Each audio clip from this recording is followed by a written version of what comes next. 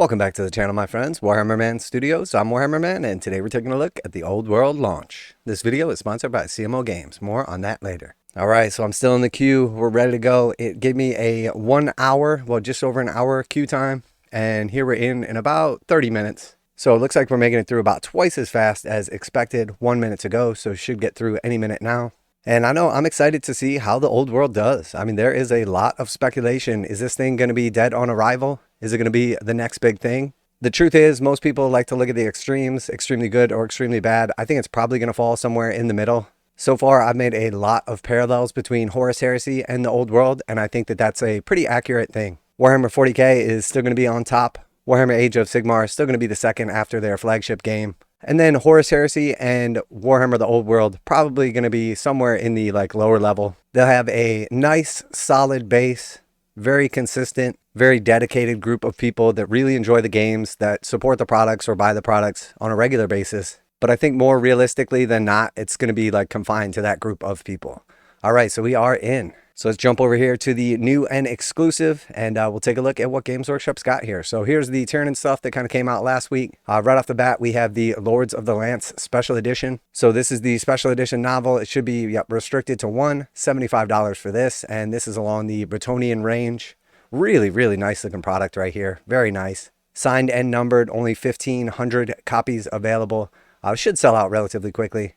All right, and then jumping back over here. So first we have and we'll see a lot of this stuff is going to be online only as we discussed in advance. And it is available while stocks last, so that is interesting. So this is the Lores of Magic reference card pack, $38 for that. Then we see the Common Magic Items reference card pack, $38 for that. Tomb Kings of Khemri reference card pack, $27 for that.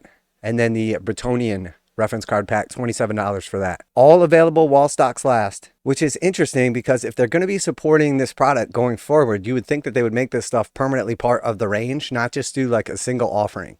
Now, it is possible that they will come through and reprint it in the future, but I think that speaks highly to what Games Workshop thinks. They're essentially expecting to sell a total number of these things, and then they're good with that. They don't want to have them just sitting around on the shelves taking up space. So interesting decision there. Definitely gives us an idea as to what Games Workshop is thinking. Okay, and the next we have the map of the Old World. So this is actually pretty cool in my opinion. $32 for this. And this is just that same generic Old World map that Games Workshop has been showing off for some time now. Definitely think it's neat. $32. It is 1,000 millimeters by 890 millimeters. So I would have to actually look into that and see what the conversion rate is. Because to tell you the truth, off the top of my head, I'm not used to dealing with things in millimeters other than the 28 millimeter, 32 millimeter scale. All right, and then we're into the actual goods. So we can see here, I had speculated that what I thought was all of the plastic stuff would be available in stores, all the plastic kits reprinted. That's the type of stuff you could walk in and actually see. And that most of the metal, but in particular the resin stuff, will be only available from Games Workshop. So we see the Necropolis Knights here for $60 in plastic, the Khemri Warsphinx for $75, which I got to give you props on that, Games Workshop. That is a fair price. This is a cool model that has been used for conversions the entire time over the last 15 years or whatever. It has multiple build options, so you can take off the top piece here. I've seen it used as demon princes. I've seen it used as all kinds of awesome chaotic conversions. And very cool looking model that actually holds up pretty well. And these things were selling on the aftermarket for quite a premium. So to see this thing available brand new in plastic for $75, I mean, that's just all around good for people. All right, and then moving on, we have the two big boxes. So for $255, we see the Warhammer the Old World Core Set Kingdom of Bretonnia Edition. And again, the book that comes in this box set right off the bat is $70 on its own. So if we just take that $70 off the $255 price tag, it's $185 for all these models. The only one that is new is the actual Bretonnian Knight on Pegasus here. But I mean, I would expect that thing to be priced somewhere between $60 and $75. So you're basically paying $100 to $120 for all the rest of this stuff. And these are $60 on their own. So I really got to give it to them. This is a pretty fair price product. Now, obviously it's a big box and the price tag is $255. But realistically, I think anybody that's going to be interested in this box set is going to need one of these $70 books. So I got to say, I think this is pretty fairly priced right here. And I think these launch boxes are going to do well. And especially they're expecting to print these for other armies going forward. I think all the launch boxes are going to be successful. All right, and then jumping over here next to the Tomb Kings of Khemri edition launch box, $290 for this. So a little more pricey. Again, the $70 book right off the bat takes it down to $220. And it has this massive dragon centerpiece with like the alternative build, including like a foot character, depending which way you build it. And again, same type of thing. I think this is a pretty fair price. These launch boxes are probably going to be the best product for the range. They're definitely going to be the thing that gets the most people to purchase something for the old world. And I think realistically, the goal for Games Workshop, the goal for anybody that's trying to make this game take off, whether it's a local store, whether it's their online store, etc., the most important thing is to get people to buy this box right here. And then at that point in time, once they have this box, they're more likely to buy some of the individual kits, which are mostly priced at like $60 or more, which when you look at the breakdown, I mean, this dragon, I'm not 100% sure of the size and everything. We can kind of see it. We haven't seen it next to like 40K stuff or like Age of Sigmar stuff that would give us a more accurate representation of the size. But I mean, this thing is pretty massive. And if that came out in the existing range for like Age of Sigmar, most of the big like centerpiece models like this are priced at like $170. Some of the older stuff like Nagash is priced closer, I think, to like $125.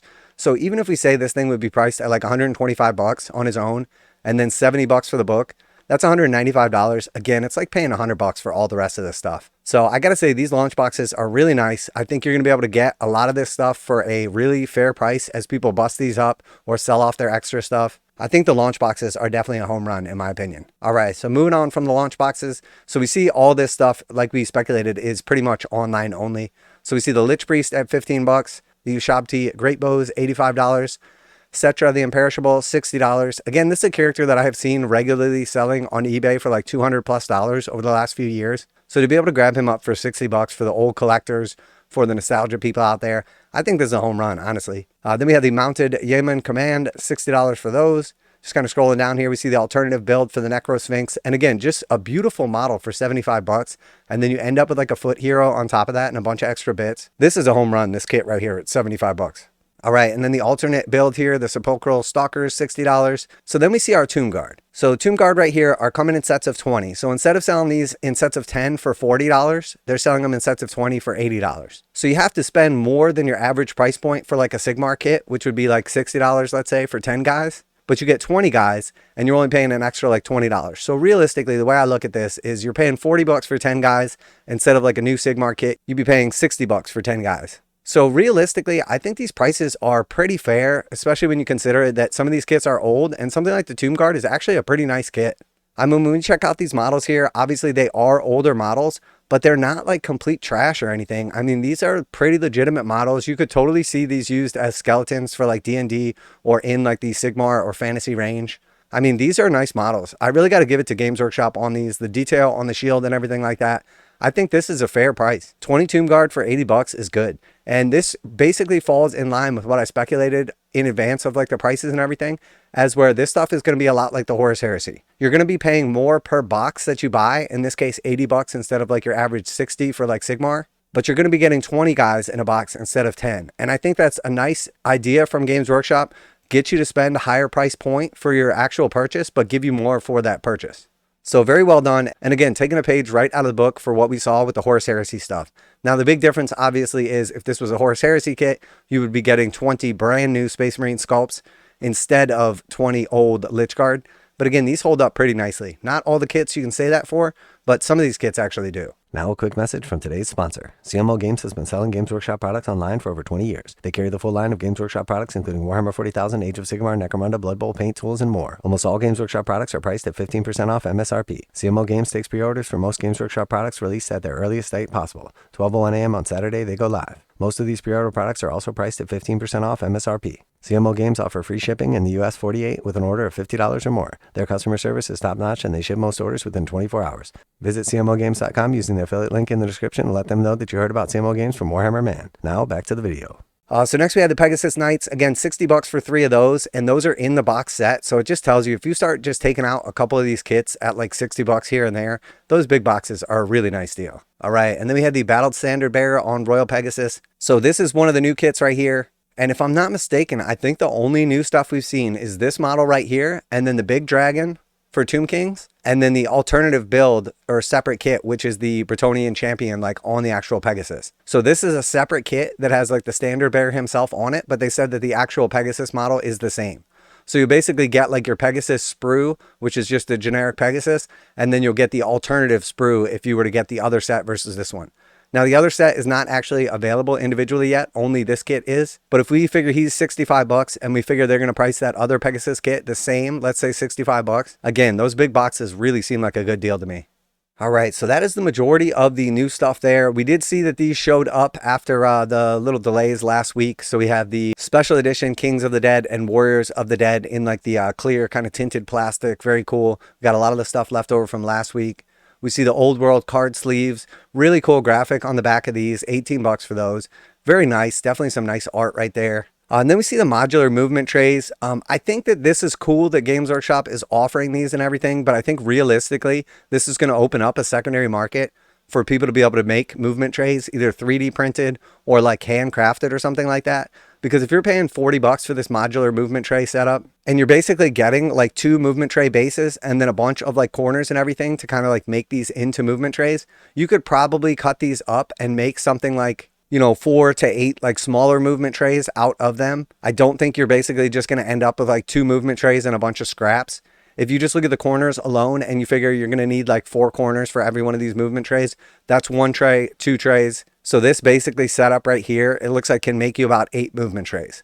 So if you really break that down and you figure 40 bucks divided by 8 movement trays, it's about $5 per movement tray, which really isn't that bad. So I think the idea of them making this kind of customizable setup for the movement trays is good. I just think you really have to present it the way I did so that people realize they're getting something like 4 big ones or 6 medium ones or 8 smaller movement trays. They're not just getting basically 2 of these and a bunch of scraps. So moving right along, we've got the Blightslayer in paperback here, End Times, Fall of Empires in paperback, and then the Lords of the Lance hardback here. So moving on, we have the actual base setup right here. And I went through and kind of figured out like how much the actual bases are costing and what you would spend on these. And like some of the smaller base packs are not that bad at like $650 and $850.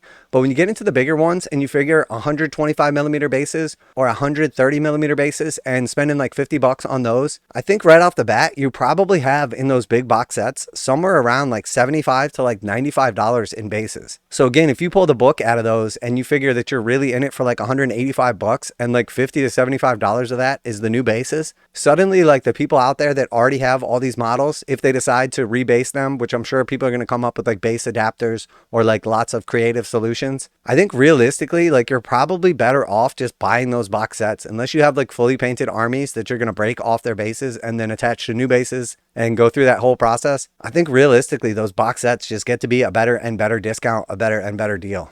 So then finishing up kind of with the books down here, we have Warhammer the Old World, Forces of Fantasy for 50 bucks, Warhammer the Old World, Ravening Horde for 50 bucks, the Arcane Journal, Kingdom of Bretonnia for $27, and then the Arcane Journal, Tomb Kings of Khemri for $27. And I think I like the way that they set this up. So basically you're going to need your actual Old World rulebook, which comes in the launch box sets.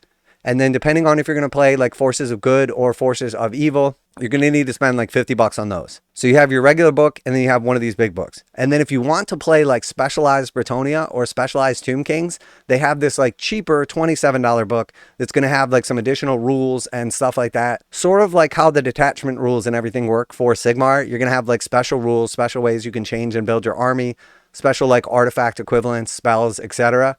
for the people that want to specialize into that. But you could fully play like the Kingdom of Bretonnia, from what I understand, without buying this $27 book, just using the Forces of Fantasy book. So pretty cool. I like the way that they've broken this down. Obviously, the idea of having to spend $70, $50, and $27 on books right off the bat, I can understand how people would be a little salty about that. But the truth is, it doesn't seem like you need to buy all of that stuff. And for anybody that's been like playing this game or enjoying this game or wanting to play this game for like the last 10 or 20 years, it's really nice to suddenly have like this much support. And you know there's going to be tons of cool like stories, lore, art, rules, all inside these books here. So I can get behind it. I really like the launch. I really like the way the Games Workshop has set it up. I feel like the pricing is pretty fair overall.